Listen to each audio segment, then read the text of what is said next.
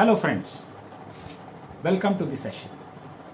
आई hope कि आपने मेरा लास्ट वीडियो देखा होगा जिसमें हमने पावर शेयरिंग इन बेल्जियम को डिस्कस करा था और आपको हो सकता है अच्छा भी लगा हो। In case if you like my video तो please like and subscribe to my channel so that आपको लेटेस्ट अपडेट्स इसके लगते रहें। तो जैसा हमने लास्ट टाइम डिस्कस करा था, today we will be discussing about the Sri Lankan model. Sri Lanka में क्या हुआ था पावर शेयरिंग के इशू को लेके, वहाँ पे क्या कॉन्फ्लिक्ट्स थे, किस किस ग्रुप में थे।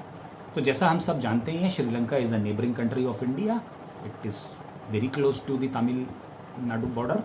वहाँ से it's an island, so across that Sri Lanka start हो जाता है। एंड अगेन श्रीलंका में भी वही सब सिचुएशंस थी जो कि बेल्जियम में भी थी, बट उसको सॉल्व करने का अप्रोच श्रीलंका की गवर्नमेंट का अलग था और बेल्जियम की गवर्नमेंट का अलग था। तो आज हम अब डिस्कस करेंगे अबाउट द श्रीलंका। श्रीलंका की इंडिपेंडेंस 1948 में हुई इंडिया से अगले ही साल, और यहाँ की पॉपुलेशन अबाउट 2 करोड़ के आसपास की है। So it has a population of 2 crore. The size is a little bit more than Haryana, जो हमारे हरियाणा स्टेट है उससे ज़्यादा है। और यहाँ की जो पॉपुलेशन है उसमें 74% सिंघालास की है, जो कि लोकल श्रीलंकन्स हैं। 18% तमिलियंस की है, जिसमें 13% श्रीलंकन तमिल्स हैं और इंडियन तमिल्स 5% हैं। अपार्ट फ्रॉम दिस क्रिश्चियंस भी हैं, मुस्लिम्स भी हैं, जो कि अबाउट 7% ऑफ द पॉपुलेशन है। और इतनी बड़ी vast majority of the population में जो सिंघालास हैं, जिनकी मेजॉरिटी है 74% पॉपुलेशन है, they are about Buddhist in religion, whereas Tamilians are Hindus. अब जब इंडिपेंडेंस इनके यहाँ हुआ तो डिमांड हुआ कि यहाँ पर भी सारे के सारे एथनिक कल्चरल ग्रुप्स को एक साथ लेके चला जाए, पावर इक्वली शेयर किया जाए, so that the country also grows and the community also grows. But यहाँ पे पॉपुलेशन, जो हमारी गवर्नमेंट थी, उसने एक डिफरेंट अप्रोच रखा। उनका अप्रोच था मेजॉरिटेरिज्म का, कि जो मेजॉरिटी पॉपुलेशन कहेगी, जो मेजॉरिटी वाले रहेंगे, they should rule and they should decide. तो उन्होंने बेसिक फैसिलिटीज भी माइनॉरिटीज से अलग कर लिया था, जिसकी वजह से यहाँ पे टेंशन्स और क्लैशेस ज़्यादा बढ़ती चली गई। 1956 में वंस द इंडिपेंडेंस हुआ तो Sinhala was made the only official language of the country. Tamil को उसमें कोई जगह नहीं मिली। गवर्नमेंट ने पॉलिसीज ऐसी स्टार्ट कर दी जिससे कि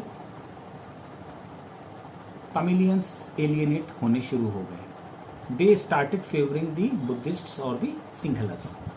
उनको गवर्नमेंट जॉब्स में प्रेफरेंस देने लगे, स्कूल्स में, कॉलेजेस में, टेक्निकल एजुकेशंस में, हर जगह तमिलियंस को एलियनेट किया गया, सिंघलस को प्रेफरेंस देने लगे। अब जब तमिलियंस को ना एजुकेशन मिल रही है, बाद में जॉब्स नहीं मिल रही, तो वो लोग बैकवर्ड होते चले गए। इलिटरेसी बढ़ने लगी, उनके अंदर पॉवर्टी ज़्यादा होने लगी, उनको अपॉर्चुनिटीज़ नहीं मिल रही थी, मेडिकल फैसिलिटीज़ उनको कम मिल रही थी। तो इन सब चीज़ों से उनके अंदर रेजेंटमेंट बढ़ता चला गया। इसी दौरान during the same time Sri Lanka ने एक नया कॉन्स्टिट्यूशन इंट्रोड्यूस कर दिया, जिसमें कि उन्होंने ये क्लॉज लिख दिया दैट द स्टेट, यानी the Sri Lankan government, the Sri Lanka state shall protect and foster Buddhism, कि बुद्धिज्म को बचाएगा और उसको पाल पोषण करेगा, उसको हेल्प करेगा ग्रो करने के लिए। यहाँ से तमिल कम्युनिटी और ज़्यादा नाराज़ हो गए एंड एलियनेट हुआ। अब तमिलियंस को कोई पॉलिटिकल पार्टी फेवर नहीं करती थी, क्योंकि सब सिंघालास के फेवर में थे। तो जब ये चीज़ें स्टार्ट हुई तो उनमें क्लैशेस स्टार्ट होने शुरू हो गए, जो कि धीरे धीरे वायलेंट हो गए। और सिचुएशन इस कदर ख़राब हो गई थी कि वहाँ पे एक लंबी सिविल वॉर चली, विच लास्टेड फॉर अबाउट 20 ईयर्स। इस सिविल वॉर में वहाँ पे कई लाख लोगों की जानें ले ली। LTTE नाम का एक ऑर्गेनाइजेशन सामने आया, लिबरेशन टाइगर्स ऑफ तमिलियम। उसने तमिलियंस का कॉज को टेकअप करा। ये काफ़ी वायलेंट रहा। इसमें दोनों तरफ से श्रीलंकन आर्मी और श्रीलंकन लोगों का प्लस द तमिलियंस, दोनों मिला के लैक्स ऑफ पीपल डाइड। इनकी इकोनॉमी टुक अ हिट क्योंकि उनके सारे रिसोर्सेज सिर्फ वॉर में और इस रिबेलियन को क्रश करने में ही लगा रहा। इनकी इकोनॉमी ख़त्म हो गई, इंफ्रास्ट्रक्चर कोलैप्स हो गया। और ये LTTE चीफ वी प्रभाकरन की 2009 में जब डेथ हुई उसके बाद ये ख़त्म हो गया, राइट। तो इस तरह से हमने देखा कि किस तरह से वहाँ की गवर्नमेंट ने पावर शेयर नहीं करी, ना उन्होंने तमिलियंस के लिए ज़्यादा देखा कि हमें उनके लिए भी कुछ करना चाहिए। सो व्हाट दे डिड, एक लॉन्ग बैटल रहा, क्लैश रहा, कंट्री बहुत समय पीछे चला गया। अब यही अरेंजमेंट बेल्जियम की तरफ एकोमोडेट करके हो गया होता तो श्रीलंका बहुत डेवलप कर चुका होता, बट अनफॉर्चुनेटली वैसा नहीं हुआ। वहाँ पे उनका मेजॉरिटेरिज्म रूल था, वो आज भी उनके यहाँ चल रहा है, आज भी वो तमिलियंस को एलियनेट ही रखते हैं, बट ये उनका स्टाइल ऑफ फंक्शनिंग है शायद। तो हम उन चीज़ों में अभी ना जाते हुए हम सिर्फ उस पर फोकस करेंगे जो भी हमारे स्टडी का मैटर है। तो जैसा हमने अभी डिस्कस करा, क्योंकि बेल्जियम में पावर इक्वली शेयर कर दी गई, सारे कम्युनिटीज़ के साथ करा गया, तो इसलिए वहाँ कोई रिजेंटमेंट था नहीं। जो क्लैशेज आने शुरू हुए थे तभी उन्होंने उसको ख़त्म कर दिया, सब लोग एमिकेबली सेटलमेंट हो गया, सब लोग खुश थे। जबकि श्रीलंका में ऐसा कुछ नहीं हुआ, श्रीलंका में केवल मेजॉरिटेरिज्म का रूल था। तो भाई वो तो चाहते थे कि बस उन्हीं की हुकूमत चले, उनका डंडा चले।